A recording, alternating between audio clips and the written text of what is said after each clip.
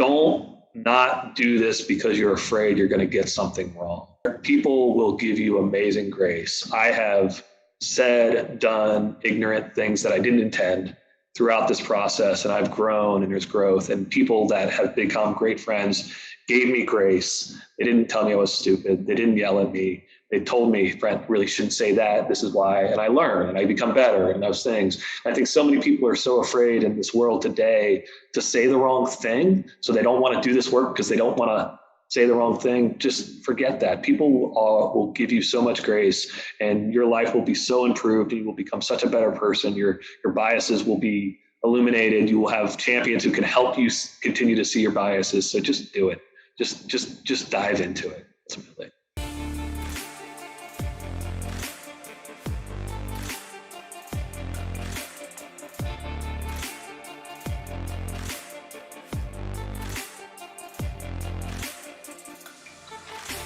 Hello and welcome to Say Hi to the Future, a podcast aimed at highlighting the human side of human ingenuity, clever, inventive, and original thinking.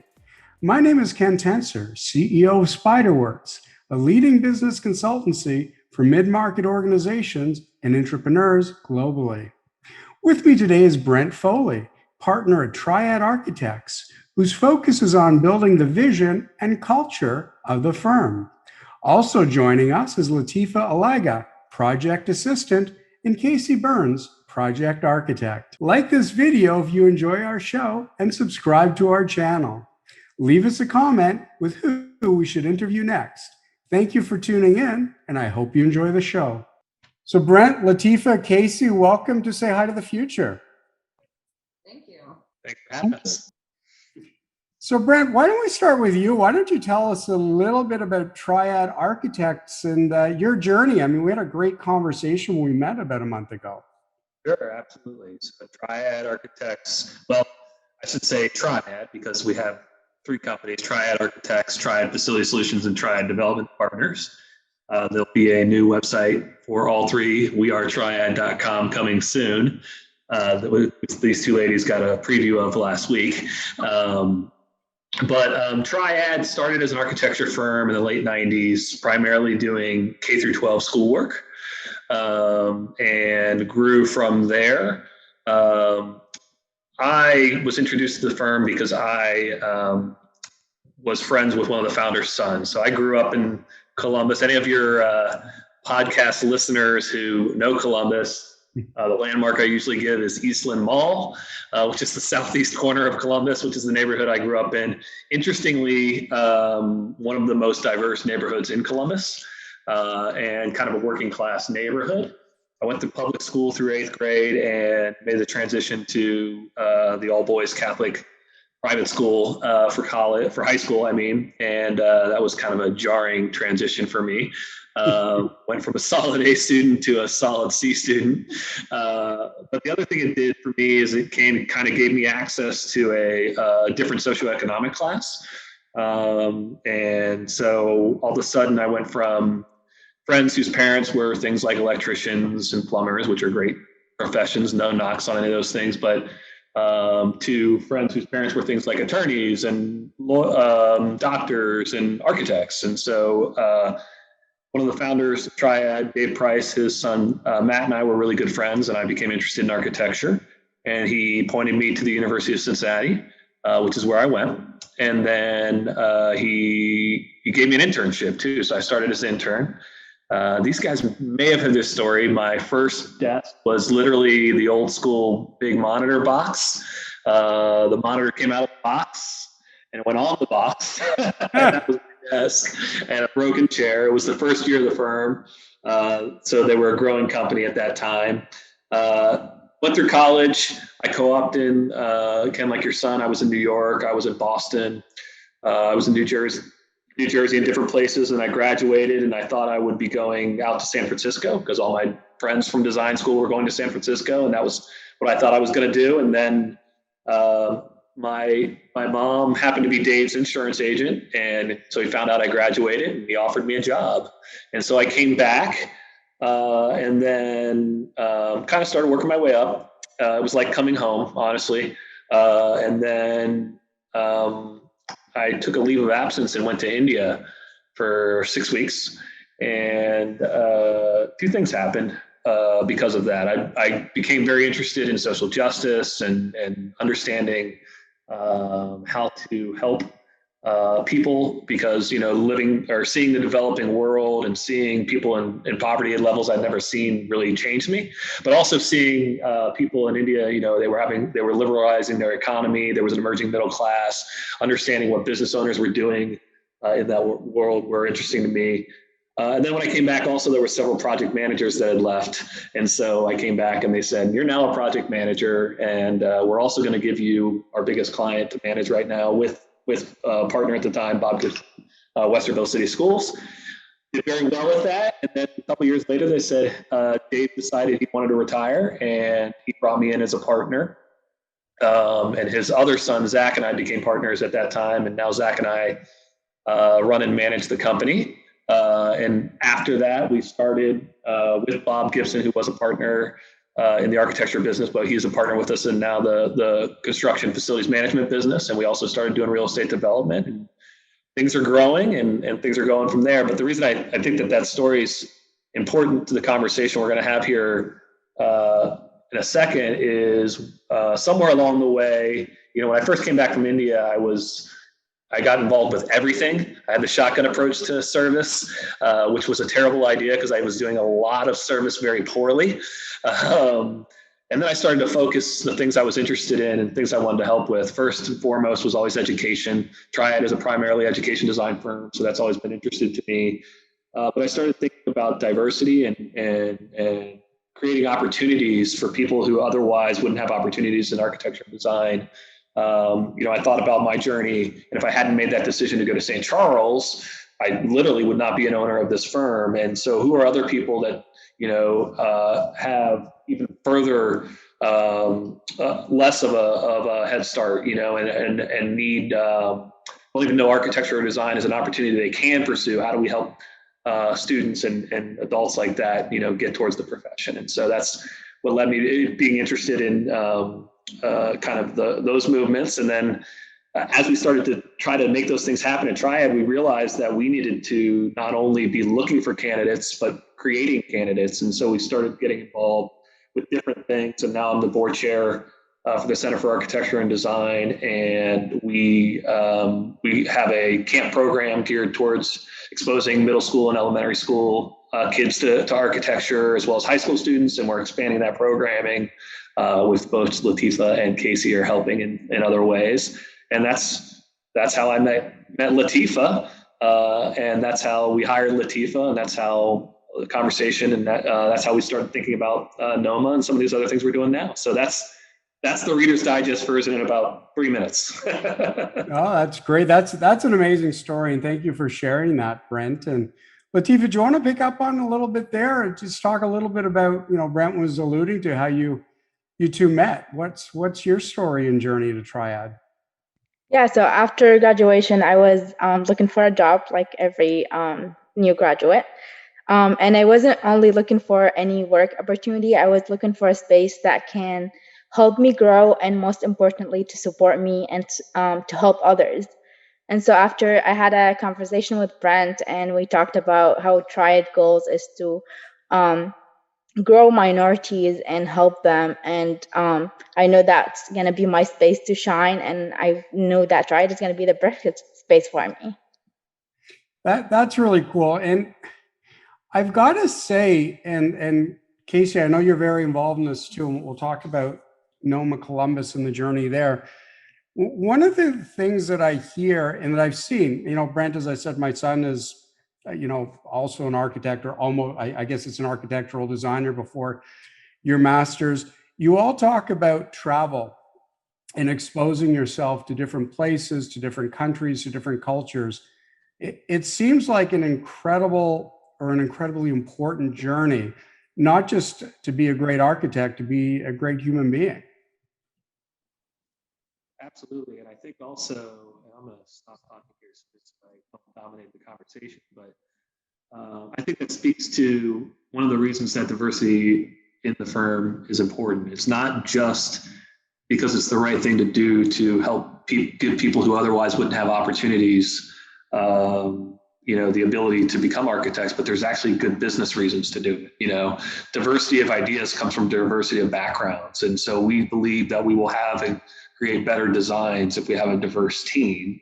And also there's a need for more architects. And so if we need more architects in our business, we need to start to expand where we're looking and create more paths for more people. So I think perspective is important, and I also think about, the people we design for and making sure, we try very hard to give them a voice in the design process, but also understanding, people that have shared cultural, socioeconomic experiences sometimes can be better designers for those people because they have more empathy for their situation and what they're going through.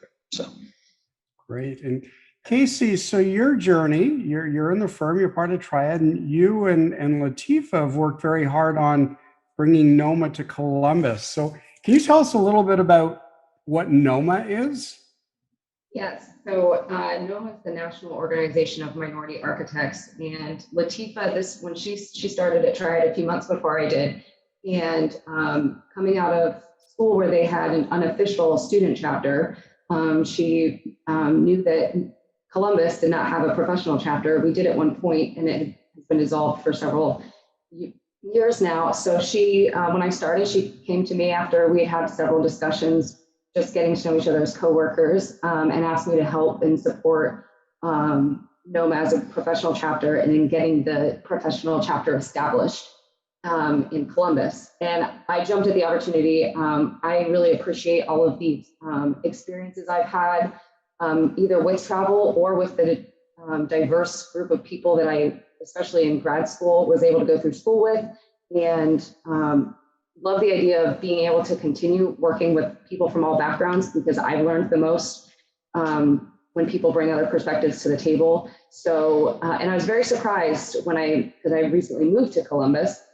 It's been 6 months ago now that I've moved here. I was very surprised that for such a diverse city, and a city that really does embrace all people from all backgrounds and kind of touts the diversity in the city, I was very surprised that we didn't have a NOMA Columbus chapter. So this has been Latifa's passion project, and I've been happy to support her in that. And so now we're both board members, and hopefully hearing back soon from the national level that we have been. It's been about a 6-month process for me, but Latifa's been working with the head of the Midwest group at NOMA National, trying to get us established. So we're hoping to be recognized officially actually in the next few weeks. Sounds like a great cause and a lot of energy. So Latifa, when did you first get engaged with NOMA and know that it was a critical thing to try and bring to Columbus?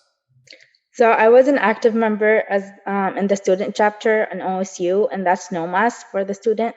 And my senior year, I became the president of the NOMAS chapter. And then I found out that OSU organization was not official, and it was just an OSU organization. It wasn't like part of NOMA. So at that time, it was already my last semester in school, and I didn't have a lot of time to work on it. And everything was visual since COVID happened. So I tried to make it official. I tried to connect with people. It was very, very hard since we didn't have an official chapter here and for professional to help us connect with the Midwest, since there's a lot of people to get to until you get to the Midwest people. So yeah, I emailed a lot of them, and like a week before I graduated, I got an email from the University Midwest liaison saying that she wanted to help me get it official, but I wasn't a student at that time, so I couldn't help the NOMAS, and I was looking for people to take over. But then after I talked with Brent, I was like, why not start an official professional chapter instead of just a student chapter? So I started emailing the Midwest vice president every single week for a whole 3 months till I got a response back. And I met with them via Zoom, and they told me that they wanted to help me as long as I bring people that are interested in being part of Nomad Columbus, since we can't have an organization with no people. And so I started connected with them, and Brent connected me with Jonathan Moody, and Jonathan Moody connected me with the minority architects in Columbus. And they already had an email list, and I emailed them. A lot of people showed up in the Zoom meeting, and at that time, Casey joined TRIAD, so I was lucky enough that I had somebody to work with in the firm. And yeah, we took over, and I couldn't be the president because I wasn't licensed. So I was so lucky that Casey was licensed and she joined TRIAD. So and then we worked so hard on the bylaws. We've been working on it for 6 months. It's going to be like a year in May that I've been working on to get NOMA official. I do want to add, I'm glad Latifa mentioned it, a critical step for us in this process. So there's another firm here in Columbus named Moody Nolan, and it's a second generation Black owned firm. So Kurt Moody founded Moody Nolan with another partner years ago, and his son Jonathan has taken over the firm. And Jonathan, over the years, has been kind of keeping a email list of people who are interested in this, or minority architects in training. And so Jonathan and I are friends. So when Latifa was talking about this, we kind of connected Jonathan, and he was able to bring a bunch of people to this from his firm and from other firms to help support this. So we're very thankful for that partnership and collaboration with another firm. Well, I love that, Brent. I love the fact that there's something that can take us away from our competitive nature and bring us together. Right, absolutely. No, Jonathan and I get together and talk about this a lot. We're as an owner in a firm, I'm a little older than Jonathan, but he's a little younger than me. We both got ownership, younger ages, and so we became friends because we didn't really have peers of our age to talk to, and he's a great guy. So we collaborate in many ways. Cool. So Latifa and Casey, maybe you can both take a swing at this one or an answer to this one. I mentioned I have 3 kids. I have 3 stepkids. They're all next gen, mid 20s, late 20s. You all want to change the world, and I think it's amazing. But it's true. You're chuckling, but it's true, and it's a common thread through the next generation. And I don't want to say we didn't have it, but we didn't really necessarily have that. And I see it in both of you, as well as that generation, if I might. What drives that? For me, I don't know where it came from. It's been something that I felt very strongly since I was a kid.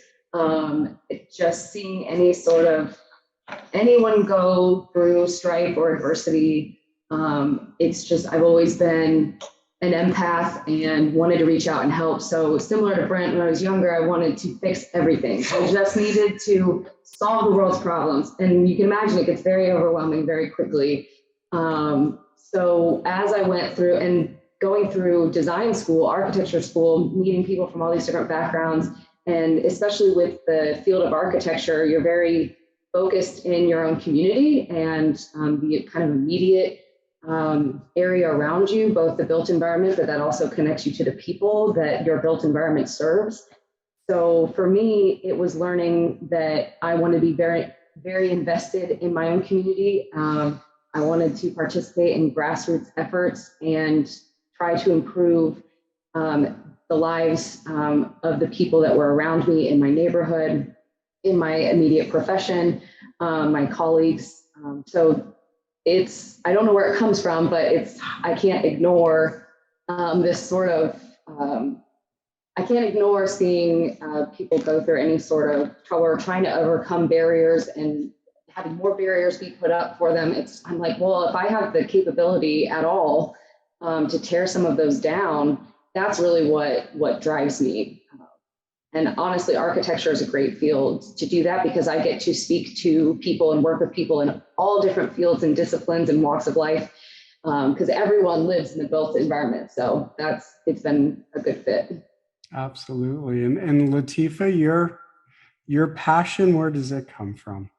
So I realized that I wanted to change the world when in high school I started my first job in retail, and I was treated differently just because I was wearing a headscarf. And so I wanted to work on changing that, but not only for me, for everyone who looked different.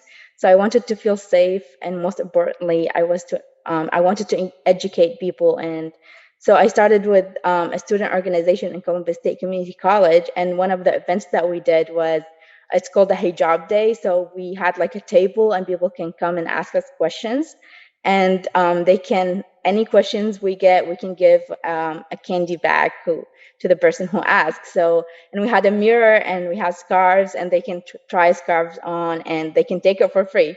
And so the whole point of this event was to make people safe to come and ask us questions, so we can educate them. And so when I got to Knowlton and got to Noma, it was now more specific goal to educate people, but in a different way, to also change the new generation and kind of bring more people from the younger generation to not only educate people, but to show how amazing these minorities can be. And so that's definitely it. That was my goal, to how to change the world and how to make people feel safe and educated. Well, that's amazing. It's a great first steps that you took way back in high school. So, Latifa and then Casey, how does it feel to? And let's embarrass Brent. How does it? No, but seriously, how does it feel when you meet or you get to work with somebody who is proactive and supports you? How important is that to you?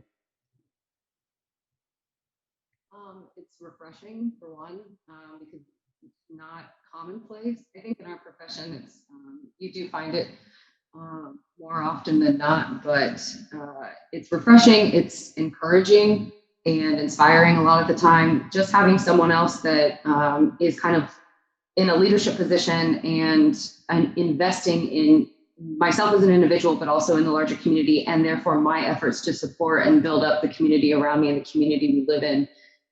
It's pretty powerful. And Latifa, how important was it to your journey? It's very, very important. And I felt really happy when I met Brent, and then I met everyone in TRIAD's team, how welcoming they were to me, and felt really safe, especially after feeling kind of different in school. I felt really like found myself in TRIAD, and I love going to work there. I love seeing Brent, talking to him, having this little conversation, and it feels really, really good. You guys are going to make me cry. See, Brent, I did embarrass you. Look at that. I can see by your body language, but it's all good. Brent, you talked about the firm and the culture and the importance of giving back. And I think it's important. I mean, let's talk to the fact, like me, we're not running Fortune 500s, but we can make a heck of an impact to individuals, even if there's not 100,000 of them. So how important is that to you?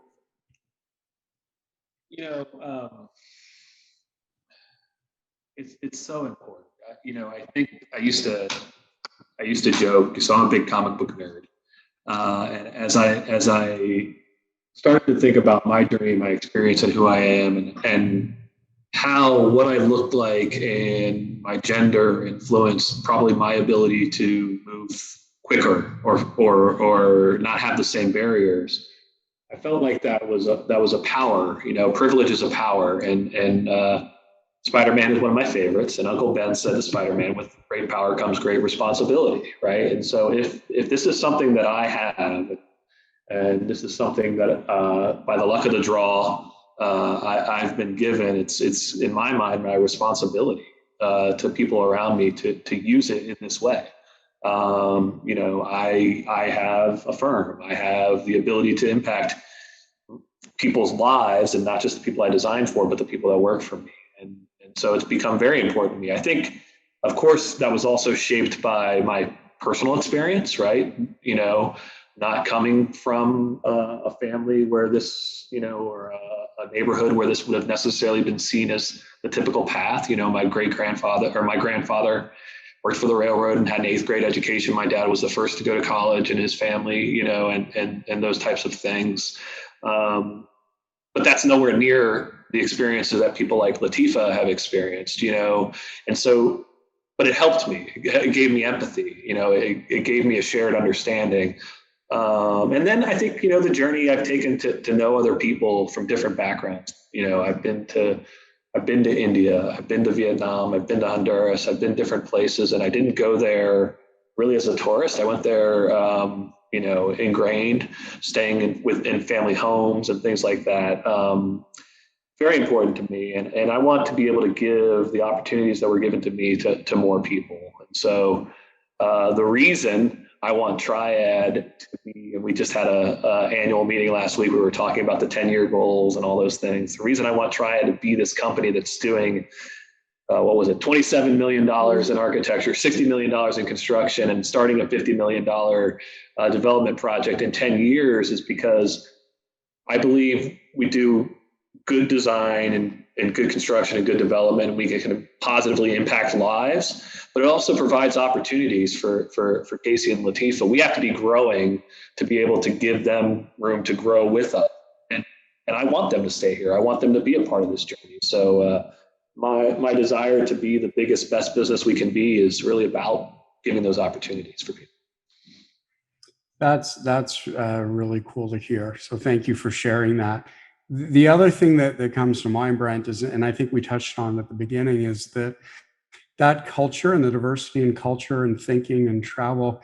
I mean, you're designing, and I know you design a lot for education and learning spaces. We're bringing that kind of sight line to what you put on paper and to what you construct in environments. It's got to be invaluable. Absolutely. I mean, I think when you were here, Ken, you saw I was doing journey maps of our client experience, our employee experiences, and I actually did interviews with the team. Latifa and Casey, this was before you joined, and I did interviews with clients, but I was trying to understand what are the pain points, what are the things in the way. I mean, a business, you're designing an experience, you're designing an opportunity, you're designing things. It's a service that we provide. We design buildings, but how do we design the service that we provide both to our external clients, which are the people we're designing for, and our internal clients, which are our team, So absolutely, we try to bring that thinking to all of it.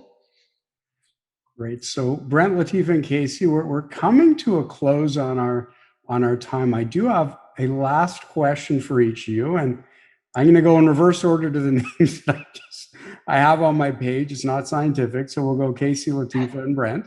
Are there lessons from TRIAD, from NOMA, from what you've taken away that other companies, other individuals, leaders, industries, that they should be listening today and saying, this isn't just for architecture, this isn't just for TRIAD, this is just simply an important thing to do. So Casey, do you want to tackle that one first? Sure. I think between NOMA and TRIAD, they're slightly different. From NOMA, the lesson is the fact that NOMA exists. It just proves that there are barriers that are put up. There is discrimination still, and that people are recognizing it and fighting it. So learning to evaluate whether or not you're contributing to tearing down those barriers or putting them up, I think is an important self-reflection that other businesses can take. And then, but TRIAD is also a positive response to that. As a company, they're trying to tear down those barriers. They're trying to provide opportunities to people that otherwise might not have them through the whole continuation of a person's growth or their community's growth. So that in itself is a lesson. Just investment in your own employees, investment in your community, investment in the bigger picture, and just trying to bring positive change to the table. Thank you, Casey. Latifa? A lesson that I learned is we're all very similar. We we just need to literally just talk to each other. And that was what NOMA is doing. Yesterday, we did have an event in OSU to talk to the students, and a lot of the students just came to us to ask us, like, what happens after you graduate? What do we need to do?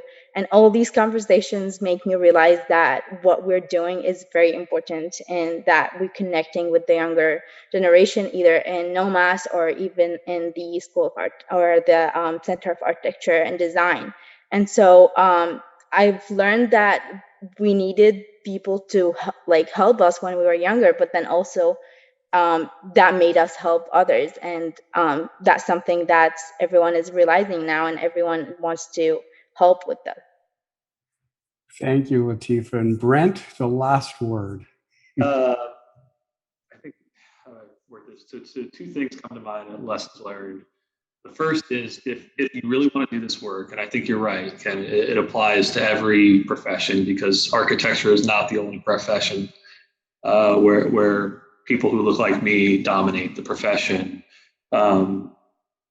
You have to literally figure out ways to create pathways, to create opportunities, to make there be more diverse candidates. It's not just about going into the marketplace and saying, I'm going to hire people from diverse backgrounds, because you have to create pathways there. And so it goes beyond just your internal hiring policies, which was why NOMA became so important. You know, to me, it was a couple things. I wanted to champion Latifa when she came to me and she said this was important to me, but it's also a great opportunity for us to find access to more candidates, right? The work we're doing for the Center for Architecture and Design is about exposing kids to architecture, so that kids that otherwise wouldn't know that they could be architects can be. So that's important. The other thing I want to say, and I'm speaking to the people probably that look like me when I'm saying this, don't not do this because you're afraid you're going to get something wrong. People will give you amazing grace. I have said, done ignorant things that I didn't intend throughout this process, and I've grown, and there's growth, and people that have become great friends gave me grace. They didn't tell me I was stupid. They didn't yell at me. They told me, Brent, really shouldn't say that. This is why. And I learn and I become better in those things. I think so many people are so afraid in this world today to say the wrong thing. So they don't want to do this work because they don't want to say the wrong thing. Just forget that. People will give you so much grace, and your life will be so improved, and you will become such a better person. Your biases will be illuminated. You will have champions who can help you continue to see your biases. So just do it. Just dive into it. Ultimately. Thank you, Brent. And that's a great thought. And I hope everyone's listening. When your heart's in the right place, great things happen. So absolutely. Brent, Latifa, Casey, thank you all. Thanks to TRIAD, and good luck on Nomad Columbus. And above all, thanks for your time on Say Hi to the Future today. Thanks for having us, Ken. Thank you very much. Thank you.